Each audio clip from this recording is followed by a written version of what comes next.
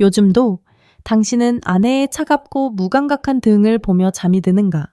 아니면 두 사람의 관계가 썩어 문드러져 서로 마주보고 눕는 것조차 어색한 고문이 되었는가? 당신이 마지막으로 아내의 살결을 우연한 접촉이 아닌 갈망으로 진정 느껴본 것이 언제인가? 만약 바로 이 순간 기억조차 나지 않는다면 축하한다. 당신은 어느새 혼자가 되어버렸다. 옆에 누군가 있다는 것은 더 이상 위로가 아니다. 그것은 모욕이다. 당신이 잃어버린 것들을 매일 밤 상기시키는 존재. 만약 아내가 당신을 보지 않고 당신 또한 비겁자처럼 그녀의 시선을 피해 눈을 감는 밤이 반복된다면 그것은 나이 탓이 아니다. 그것은 두 사람의 결혼 생활에 내려진 두 개의 시체가 여전히 같은 공기를 마시고 있는 영혼의 사형 선고다. 문제는 몸이 먼저 배신한다는 것이다. 그리고 그 살갗의 거리는 수천 마디의 악독한 말보다 더 빠르게 심장을 끊어낸다. 그렇게 우리는 침묵 속에서 서로의 손을 놓고 우리 자신의 집안에서 서서히 죽어간다. 당신은 여전히 남자다. 그런데 왜 유령처럼 그 사실을 스스로 부정하며 사는가? 당신은 예전처럼 단단하지 않다. 예전만큼 오래가지 못한다. 인정하라. 당신은 그녀를 실망시키는 것이 두려워. 그녀의 눈에 비친 동정의 시선이 두려워. 스스로 등을 돌리고 잠든 척 한 적이 없는가? 당신은 그녀가 다가오지 않는다고 말하는가? 혹시 그녀 또한 같은 두려움 속에서 당신을 기다리고 있는 것은 아닐까? 변해버린 자신의 몸이 더 이상 당신 안에 불꽃을 지필 수 없을까봐 두려워하는 것은 아닐까 이제. 아내의 입술이 너무 멀게만 느껴지고 손가락 끝 하나 스치는 것조차 지뢰밭을 걷듯 조심스러울 때 당신의 결혼은 과연 아직 살아있다고 말할 수 있는가? 아니면 단지 법적인 동거, 습관과 피로의 합의일 뿐인가? 당신은 감히 아직 부부라고 믿는가? 만약 한밤중에 문득 깨어나 화장실로 향하는 발걸음이 가슴 시리도록 공허하고 등을 돌리고 자는 아내의 모습을 볼 때 칼날처럼 날카로운 외로움이 심장을 벤다면 지금 당신은 잔혹한 선택의 기로에 서 있는 것이다. 이 느린 죽음을 견딜 것인가? 아니면 회복을 위해 싸울 것인가? 수많은 부부들이 갱년기를 핑계로 서로의 손을 놓는다. 선격이 줄었다. 몸이 예전 같지 않다. 피곤하다. 아프다. 하지만 그것들은 단지 거짓말일 뿐이다. 두려움을 덮기 위한 처참한 변명. 진짜 문제는 그 말들이 반복될수록 마음마저 메말라 간다는 것이다. 그리고 한번 메마른 마음은 결코 다시 사랑할 수 없다. 지금 당신은 중요한 변곡점에 서 있다. 만약 그녀가 아직 당신 곁에 있다면, 만약 당신이 아직 손을 뻗어 그녀 몸의 온기를 느낄 수 있는 거리에 있다면 이것이 당신의 마지막 기회일지도 모른다. 존재 대신 생명을 선택할 마지막 기회. 만약 당신이 갱년기가 단지 여성을 위한 단어, 즉 안면 홍조나 짜증과 관련된 건조한 의학 용어라고 생각해왔다면 당신은 치명적으로 틀렸다. 당신은 벼랑 끝에 서 있으면서도 그 사실을 전혀 모르고 있었던 것이다. 갱년기는 한쪽 성별의 문제가 아니다. 그것은 내전이다. 당신 결혼 생활의 전 영토를 휩쓰는 총력전, 불의 폭풍이며 당신, 바로 그 남자 또한 손에 한 줌의 무기도 없이 그 폭풍의 한가운데에 서 있다. 그것은 하나의 단계가 아니다. 그것은 생존이다. 침대 위, 그리고 마음속의 온도가 완전히 바뀌는 잔혹한 시련. 수십 년에 걸쳐 쌓아 올린 유대감이 두 인간의 몸과 마음, 바로 그 자체로부터의 맹렬한 공격을 견뎌낼 만큼 강한지 시험하는 테스트다. 이 시기에는 누구도 제정신이 아니다. 당신은 옆에 누운 여자, 한때는 몸의 모든 윤곽을 외웠던 그 사람을 보고 낯선 사람을 본다. 그녀는 당신, 한때는 기둥이었고 연인이었던 그 남자를 보고 유령을 본다. 당신들 둘 다 내면의 혼란스러운 호르몬 폭풍에 의해 조종되는 낯선 버전이 되어버린다. 몸이 먼저 배신한다. 예측할 수 없는 반란. 그리고 마음은 당혹감, 두려움, 그리고 수치심 속에서 그 뒤를 따른다. 그렇게 부부는 비록 같은 집, 같은 침대, 같은 식탁을 공유하면서도 완전히 외로워진다. 고통과 오해라는 각자의 세계에 갇히게 된다. 상대방의 무관심으로 만들어진 창살이 있는 조용한 감옥에 갇히게 된다. 거리감의 해부학 살갗의 고백, 여자부터 시작하자. 그녀에게 갱년기는 과도기가 아니다. 그것은 지진과도 같은 사건이며 내면 세계 전체의 붕괴다. 수십 년간 그녀의 여성성, 촉촉함, 부드러움을 키워온 생명의 강, 에스트로겐이 갑자기 말라버린다. 이 메마름은 단지 조용히 일어나지 않는다. 그것은 격렬한 파괴다.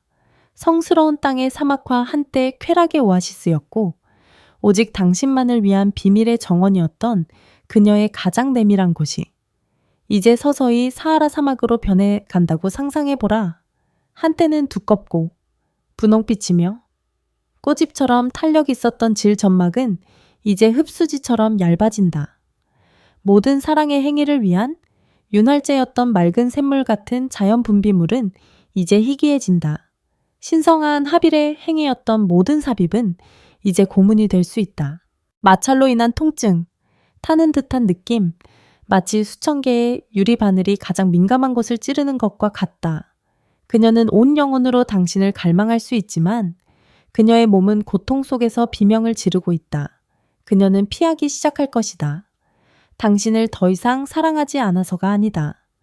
그녀는 고통을 두려워하기 때문이다. 즐거움을 고통으로 바꿔버린 배신자. 바로 자기 자신의 몸을 두려워하기 때문이다. 그리고 그녀가 피할 때 그녀는 또 죄책감을 느낀다. 육체적 고통과 정신적 고통의 악순환이다.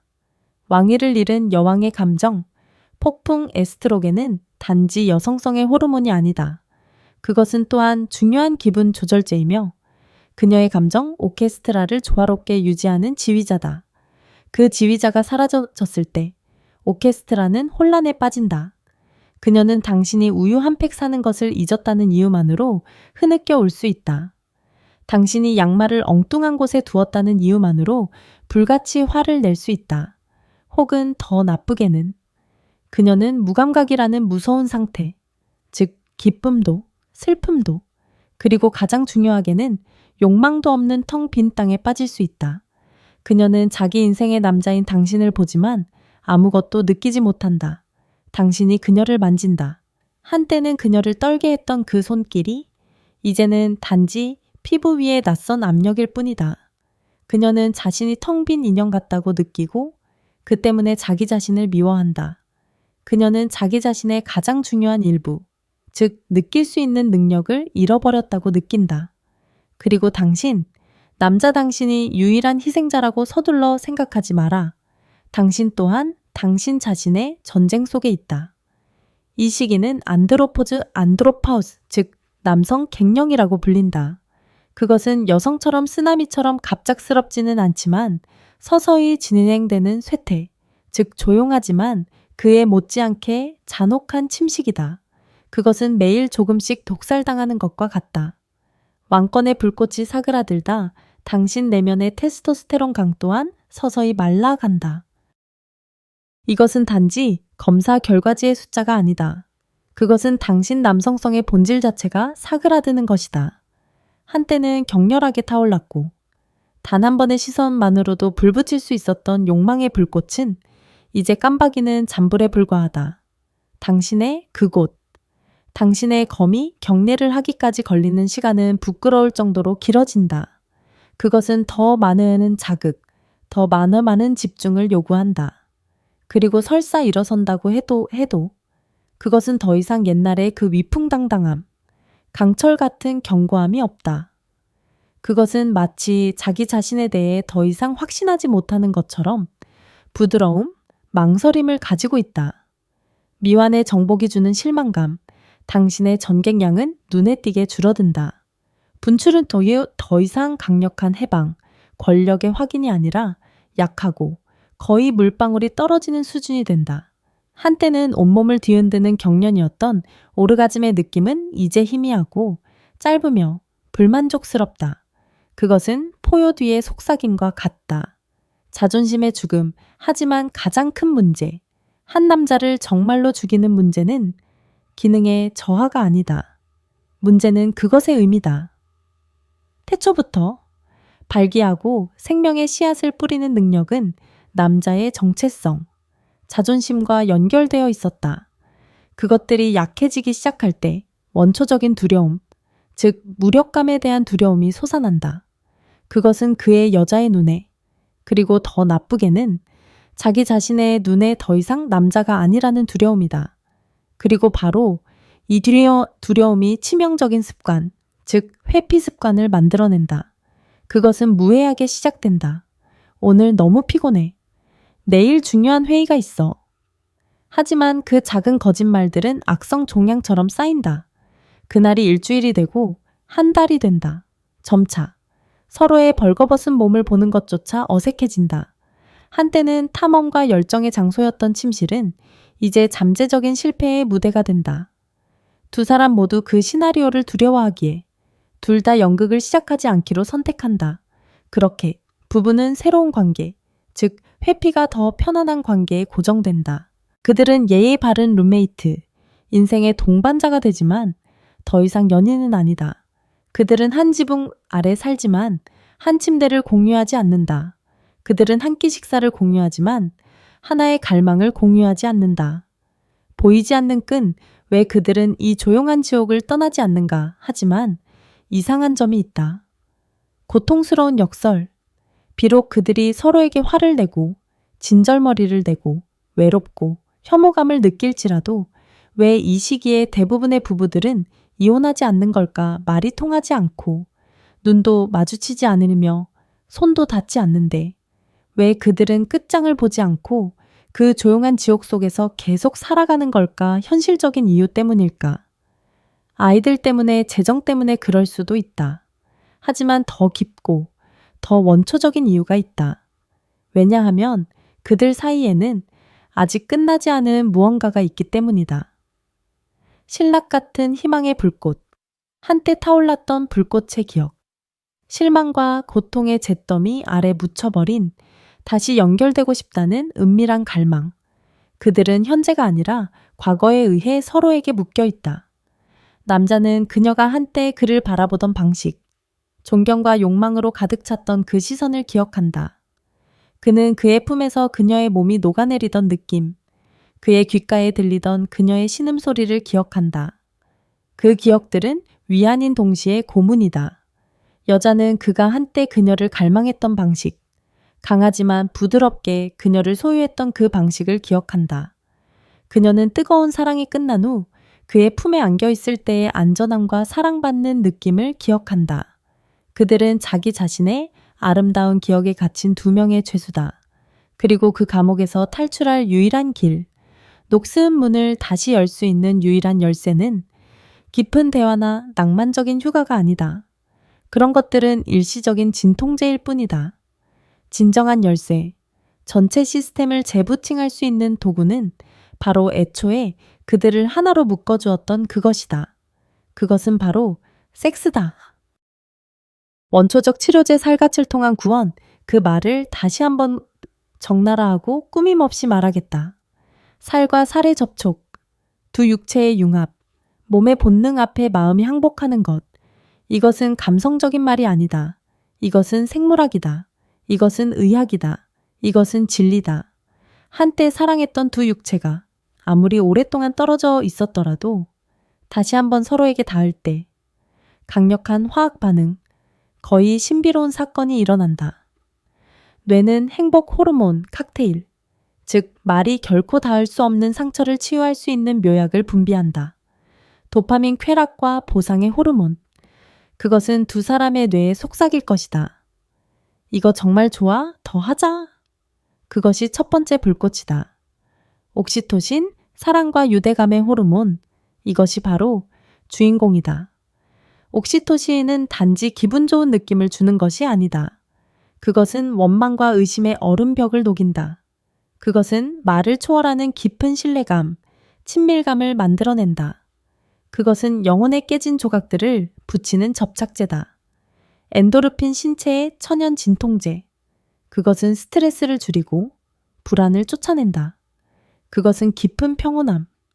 서로에게 상처를 주었던 지난날에 대한 말없는 용서를 가져다 준다. 단 한 번의 뜨거운 접촉, 비록 서툴고 완벽하지 않으며 여성에게는 처음에는 육체적으로 약간의 고통이 따를지라도 수천 시간의 심리치료가 할 수 없는 일을 해낼 힘을 가지고 있다.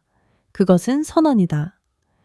그 모든 일이 있었음에도 불구하고 나는 여전히 당신을 선택해 라는 선언. 그것은 서로를 보지 않던 눈이 다시 마주보게 할 수 있다.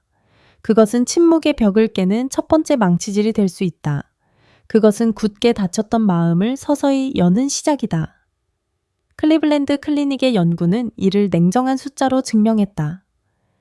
정기적인 성생활을 유지하는 부부는 이혼율이 47% 낮을 뿐만 아니라 더 행복하고 덜 우울하며 더 잘 잔다. 그들은 더 오래 산다. 이제 당신은 그 고통스러운 진실을 느꼈을 것이다. 우리는 너무 쉽게 포기했다. 우리는 너무 쉽게 나이를 탓했다. 하지만 진실은 성생활이 젊음의 사치가 아니라는 것이다. 그것은 특히 갱년기를 지날 때 필수적인 삶의 리듬이다. 그것은 단지 쾌락이나 욕망의 문제가 아니다. 그것은 우리가 서로를 한 명의 인간, 한 명의 남자와 한 명의 여자로 느끼게 하는 마지막 연결고리다. 중년 부부에게 성생활은 더 이상 젊은 시절의 철없는 욕정이 아니다. 그것은 상대방의 몸과 갈망에 대한 존중이다. 그것은 의무가 아니다. 그것은 우리의 몸이 변하고 삶이 우리에게 어떤 어려움을 던져주더라도 여기, 이 순간, 이 벌거벗음과 상처받기 쉬움 속에서 우리는 여전히 하나다 라고 끊임없이 재확인하는 함께 늙어가는 연습이다. 그리고 한 부부가 이 신성한 연습을 포기하는 순간 그들은 더 이상 연인이 아니다. 그들은 단지 같은 집에서 조용히 마지막 날을 기다리는 두 명의 늙은이, 두 명의 룸메이트일 뿐이다. 선택은 당신의 몫이다. 바로 지금 당신은 룸메이트가 되고 싶은가? 아니면 여전히 연인이 되고 싶은가? 당신은 예의 바른 침묵 속에서 살고 싶은가? 아니면 열정의 뜨거운 혼돈 속에서 살고 싶은가? 왜냐하면 불꽃이 약해졌더라도 단 하나의 잔불만 남아있다면 당신은 언제나 그것을 다시 타오르게 할 수 있기 때문이다. 유일한 질문은 당신이 몸을 숙여 그것에 숨을 불어넣을 용기가 있는가 하는 것이다. 이론은 영혼 없는 글자일 뿐이다. 하지만 실제 이야기는 그것들은 흉터다.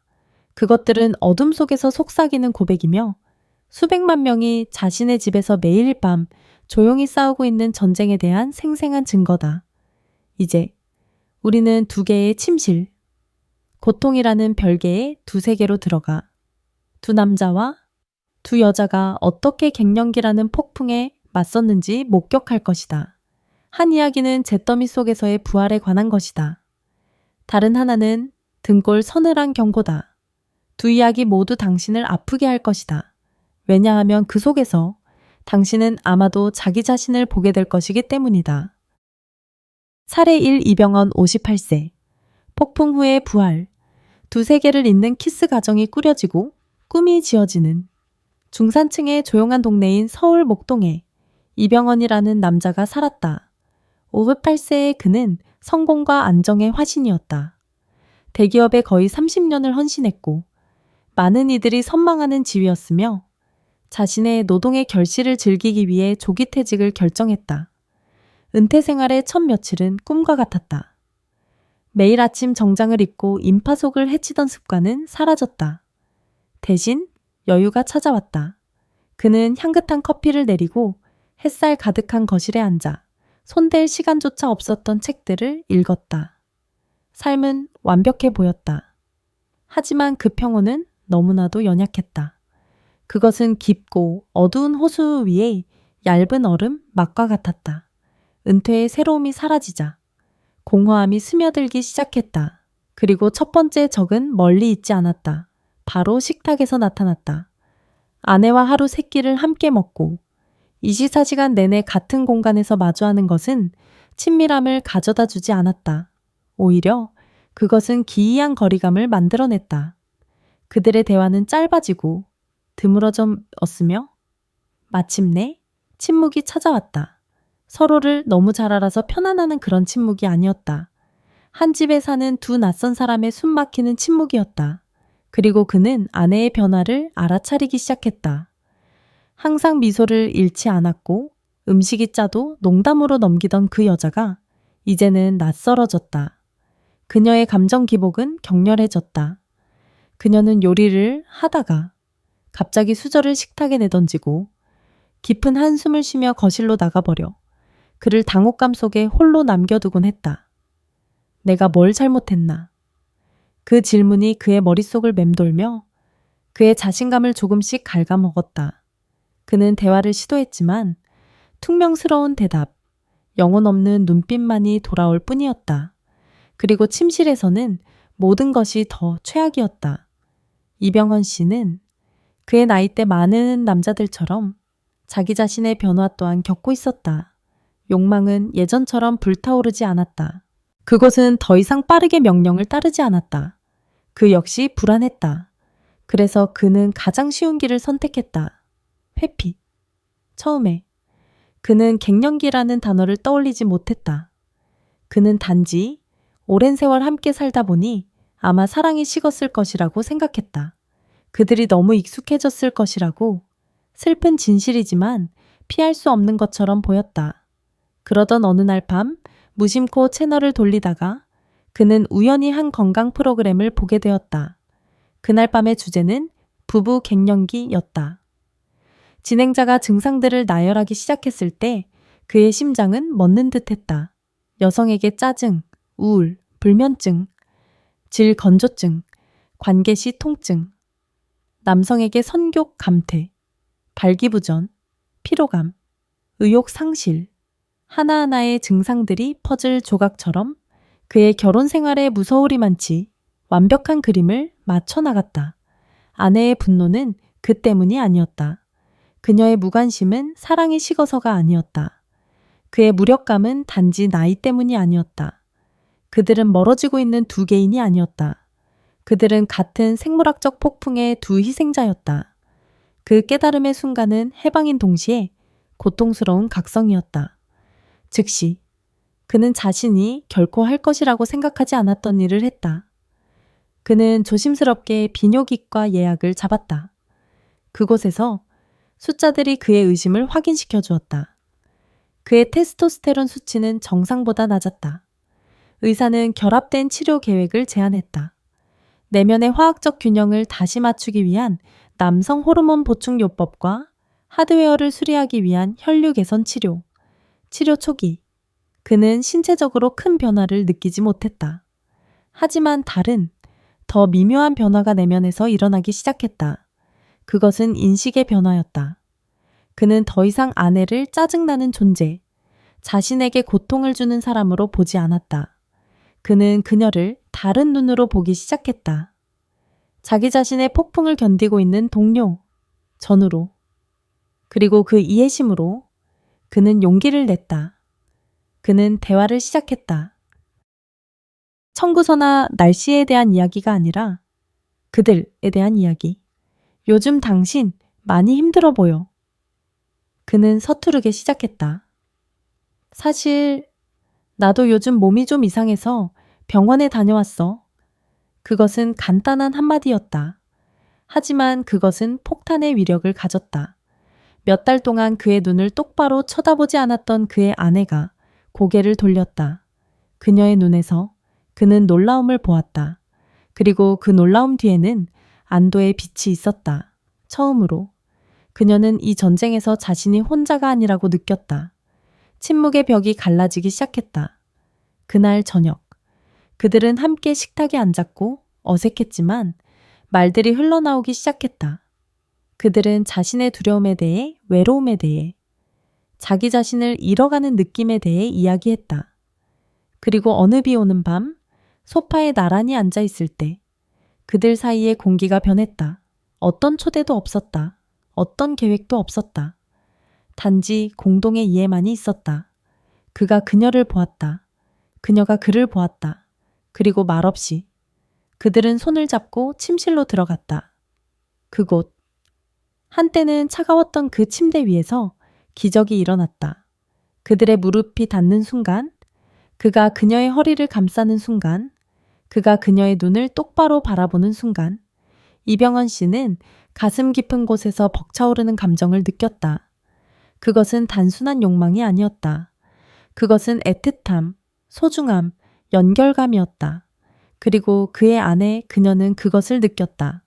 그녀에게는 더 이상 방어벽이 없었다. 두려움도 없었다.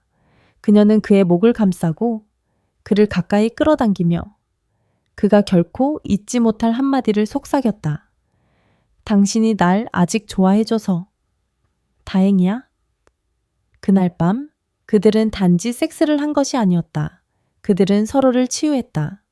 그들의 사랑은 젊음의 격렬함은 없을지 몰라도 그들이 결코 알지 못했던 깊이, 부드러움이 있었다. 그것은 정복이 아니라 집으로의 귀환이었다. 사랑이 끝난 후 이병헌 씨는 천장을 보며 눈물을 흘렸다. 낭비된 오해의 세월에 대한 후회의 눈물, 두 번째 기회가 주어진 것에 대한 감사의 눈물. 그의 아내도 옆에서 조용히 울고 있었다. 이유는 단 하나였다.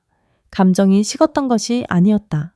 그들은 몸으로 멀어졌고 그 거리감이 영혼까지 독살하도록 내버려 두었던 것이다. 그는 다시 찾은 견고한 목소리로 말했다. 몸이 가까워지니 마음도 따라오더군요. 다시 시작할 수 있다는 건 우리가 여전히 부부라는 증거였어요. 그날 이후 그들의 삶은 변했다. 그들은 매주 함께 산책을 했다. 그들은 마치 연애 초기처럼 데이트를 위한 시간을 냈다. 그리고 침대 위에서의 접촉은 더 이상 두려운 것이 아니라 사랑의 확인이 되었다. 중요한 것은 약이나 기술이 아니었다. 그것은 서로를 다시 이해하려는 용기, 그리고 작은 접촉이 만들어낸 진심의 회복이었다. 그것이 바로 그들의 두 번째 봄이었다. 사례 2. 유지태 61세, 거절의 비극과 오만의 대가. 이제 대구로 가서 또 다른 이야기를 들어보자. 다른 길을 선택한 한 남자에 대한 경고의 이야기. 유지태 61세. 자기 자신의 정의에 따르면 성실한 남편. 그는 생활비를 주는 것을 잊지 않았다. 그는 생일 선물을 잊지 않았다. 그는 양가에 대한 의무를 잊지 않았다. 그는 완벽한 책임감의 기계였다. 하지만 아이들이 모두 출가하고 둘만의 시간이 길어지자 그 성실함은 더 이상 감동이 아니었다. 그것은 세장이 되었다. 그의 아내는 숨이 막힌다고 느끼기 시작했다. 그녀는 움츠러들기 시작했다. 그들의 대화 또한 죽어갔다. 유지태 씨도 이병헌 씨처럼 아내를 품에 안고 싶었던 적이 있었다. 하지만 그는 한두 번 시도했다가 차가운 시선, 교묘한 회피와 마주쳐야 했다. 그리고 그의 자존심은 상처받았다. 그는 스스로에게 말했다. 좋아. 그녀가 원하지 않는다면 나도 필요 없어. 그는 다시는 먼저 아내를 만지지 않았다. 그는 그녀가 더 이상 자신을 사랑하지 않는다고 생각했다. 그는 자신이 그저 룸메이트에 불과하다고 생각했다. 그리고 그는 그렇게 3년을 살았다. 어느 날 밤 맥주 한 캔, 그리고 유튜브 영상 하나가 모든 것을 바꾸었다. 그 영상은 60대 남성이 성기능을 회복했다는 내용이었다. 그리고 한 문장이 그의 심장을 꿰뚫었다. 성욕이 줄어든 게 아닙니다. 자신감이 줄어든 겁니다. 그걸 되찾으면 관계도 살아납니다. 다음 날 그는 비뇨기과를 찾았다. 그는 치료를 시작했다. 그의 몸이 변하기 시작했다. 그의 에너지가 돌아왔다. 그의 눈빛이 더 날카로워졌다. 그리고 그는 시도했다. 그는 작은 행동들로 시작했다. 차 한 잔, 도넛 하나, 어색한 대화, 그리고 마침내 그는 용기를 내어 물었다. 우리 예전처럼 한번 해볼래? 그의 아내는 깜짝 놀랐다. 하지만 그 놀람 속에는 희미한 희망의 빛이 있었다. 그날 밤 그들은 조심스럽게 서로를 만졌다. 서툴렀지만 뜨거웠다. 그리고 그의 아내가 그의 귓가에 속삭였을 때 당신 아직 괜찮네. 나는 진짜 끝난 줄 알았어. 그는 고통스러운 진실 하나를 깨달았다. 그의 아내는 그를 거절한 것이 아니었다. 그녀 또한 두려워하고 있었다. 그녀 또한 변해가는 자신의 몸에 대해 불안해하고 있었다. 그녀 또한 자신이 여전히 갈망받고 있다는 신호, 확인을 기다리고 있었다. 하지만 그는 자신의 오만과 상처 속에서 결코 그 신호를 보내지 않았다. 그는 그녀의 침묵을 거절로 오해했지만 사실 그것은 말없는 구조 요청이었다. 그들은 오해라는 감옥, 그들 스스로가 함께 지은 감옥 속에서 3년을 낭비했다. 그들의 이야기는 비극이지만 교훈이기도 하다. 때로는 거리감이 사랑이 식어서가 아니라 두려움에서 온다는 것, 거절당할까봐 두려워하는 것, 실망시킬까봐 두려워하는 것, 자신을 배신하는 몸에 대해 두려워하는 것, 그리고 그 두려움을 깨는 유일한 방법은 침묵이 아니라 용감한 행동이라는 것, 한마디 말, 하나의 손길, 무서운 일이 있든 우리는 이 전쟁을 함께하고 있어 라는 확인. 두 남자, 두 이야기, 둘 다 똑같은 곳, 차가운 침실에서 시작되었다. 하지만 한 명은 이에 이해와 행동을 통해 다시 따뜻함을 찾았다. 다른 한 명은 오만과 오해 속에서 3년을 낭비한 후에야 그것을 찾았다. 이 글을 읽고 있는 당신은 당신 자신의 이야기 속 어디에 있는가? 당신은 침묵이 얼마나 더 지속되도록 내버려 둘 것인가? 왜냐하면 거리감 속에서 흘러가는 모든 밤은 당신이 결코 되찾을 수 없는 밤이기 때문이다. 그리고 이제 우리는 당신에게로 돌아온다. 아마도 자기 집의 외로움 속에서 이 글을 읽고 있는 남자 이야기를 듣고 거울을 보고 그리고 아마도 가슴 속에서 진실의 고통스러운 찌름을 느꼈을 당신은 두 개의 길을 보았다. 맞서기를, 상처받기를 선택하고 마침내 아내의 품에서 부활을 찾은 이병헌의 길, 그리고 오만을, 침묵을 선택하고 자기 자신이 만든 지옥 속에서 귀중한 3년을 낭비한 유지태의 길. 이제의 질문은 더 이상 그들을 위한 것이 아니다. 질문은 당신을 위한 것이다. 당신은 어떤 길을 선택할 것인가? 당신은 지금처럼 계속 살 수 있다. 당신은 모든 게 괜찮다 하고 계속해서 자신을 속일 수 있다. 당신은 아내의 차가운 등을 보며 잠들고 두 사람 사이의 심연이 날마다 넓어지는 것을 느끼며 계속 살 수 있다. 당신은 예의 바른 룸메이트, 인생의 동반자로 살 수 있지만 침대 위에서는 낯선 사람으로 살 수 있다. 당신은 침묵, 무관심, 그리고 말없는 원망이 사랑과 욕망에 남은 것들을 서서히 죽이도록 내버려 둘 수 있다. 그것은 느린 죽음, 매일의 고문, 예의 바름이라는 지옥이다. 혹은 당신은 다른 것을 할 수 있다. 두려운 것, 용기를 요구하는 것. 당신은 싸우기를 선택할 수 있다. 당신은 문제가 있다는 것을 인정할 수 있다. 당신이 고통받고 있다는 것을 인정할 수 있다. 당신이 다시 연결되기를 갈망하고 있다는 것을 인정할 수 있다. 당신은 정말로 당신의 아내가 더 이상 당신을 원하지 않는다고 생각하는가? 아니면 그것이 단지 당신의 연약한 자아를 보호하기 위해 스스로에게 하는 이야기인가 혹시? 그녀의 침묵 속에도 구조 요청이 담겨 있는 것은 아닐까 혹시? 그녀 또한 두려워하고 있는 것은 아닐까? 그녀 자신의 변해가는 몸에 대해 그녀가 더 이상 당신 안에 불꽃을 지필 만큼 매력적이지 않다라는 것에 대해 혹시? 그녀 또한 그녀의 남자인 당신으로부터 그녀가 여전히 갈망받고 있다는 신호, 확인을 기다리고 있는 것은 아닐까? 진실은 당신은 모른다는 것이다. 그리고 당신이 감히 첫걸음을 내딛지 않는다면 당신은 영원히 모를 것이다. 이것을 기억하라. 여성은 아무리 강할지라도 은밀한 갈망 하나를 가지고 있다. 바로 갈망받고 싶다는 것. 그리고 남자는 아무리 상처받았을지라도 원초적인 갈망 하나를 가지고 있다. 바로 자신이 남자라고 느끼고 싶다는 것.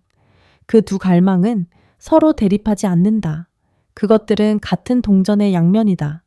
그것들은 서로를 해방시키는 열쇠다. 이제 행동할 시간이다. 내일이 아니다. 다음 주가 아니다. 바로 지금이다.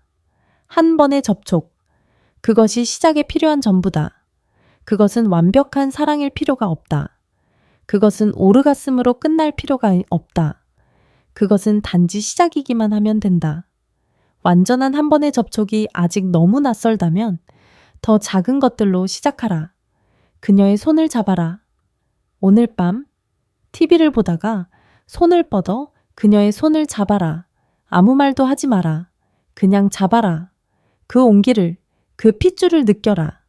그 손길이 말이 할 수 없는 것들을 말하게 하라. 그녀의 눈을 들여다보라. 다음에 그녀가 당신에게 이야기할 때 휴대폰을 내려놓아라. 돌아서서 그녀의 눈을 똑바로 바라보라. 진심으로 들어라. 그 순간 그녀가 유일하게 중요한 존재임을 그녀가 보게 하라. 한마디 말을 건네라. 간단하지만 진심 어린 한마디. 당신 아직도 예뻐. 그 말을 하라. 그리고 당신이 말할 때 진심으로 그것을 믿어라. 그녀의 눈가의 주름을 보며 그것이 당신들이 함께 나눈 미소의 지도임을 보아라. 그녀의 변한 몸을 보며 그것이 당신들이 함께 쌓아 올린 삶의 증인임을 보아라. 당신은 거절당할 수도 있다. 그녀는 손을 뺄 수도 있다. 그녀는 고개를 돌릴 수도 있다. 당신의 자존심은 상처받을 수 있다. 하지만 다른 일이 일어날 수도 있다. 어쩌면 당신이 그녀의 손을 잡았을 때 그녀는 마주 잡아줄지도 모른다. 어쩌면 당신이 그녀의 눈을 들여다보았을 때 오랫동안 꺼져 있던 불꽃이 다시 반짝이는 것을 보게 될지도 모른다. 어쩌면 당신이 그녀가 여전히 아름답다고 말했을 때 눈물 한 방울이 그녀의 뺨을 타고 흐를지도 모른다. 왜냐하면 수십 년을 함께해온 그 사람, 당신의 모든 승리와 패배를 지켜본 그 사람은 사실 오랫동안 이 단 한 번의 진심을 기다려왔을지도 모르기 때문이다. 아직 늦지 않았다. 포기하지 마라. 나이가 들수록 몸이 아니라 마음이 먼저 움직여야 한다. 그리고 그 마음은 다시 뜨거워질 수 있다. 부디 오늘을 계기로 침묵하던 당신의 밤이 다시 숨을 쉬기를 바란다. 외면당하던 손길이 다시 사랑으로 돌아오기를 바란다. 당신이 서로에게 돌아가는 길을 찾기를 바란다. 왜냐하면 가장 깊은 감정, 가장 강렬한 연결은 종종 가장 조용한 순간에 가장 진실한 상처받기 쉬움 속에서 피어나기 때문이다. 아내의 숨결을 듣고 그녀 피부에 온기를 느끼는 그 짧은 밤이 당신의 남은 인생을 바꿀 수 있다. 이 고통스럽지만 희망 가득한 여정의 끝까지 함께 해주셔서 진심으로 감사합니다. 이 글이 단순한 정보가 아닌 당신의 관계의 작은 불씨가 되기를 바랍니다. 오늘 당신이 내딛는 그 한 걸음이 아주 오래된 오해를 녹이고 서로의 천을 다시 느끼게 해줄 수 있기를 바랍니다. 당신은 결코 혼자가 아닙니다. 우리는 모두 같은 고민을 하고 같은 길 위에서 조금씩 사랑을 회복해 가고 있습니다. 다시 사랑받고 싶다는 그 마음 하나면 충분합니다. 이제 가십시오. 당신의 여인이 기다리고 있습니다. 그리고 당신 안의 남자 또한 다시 태어나기를 기다리고 있습니다.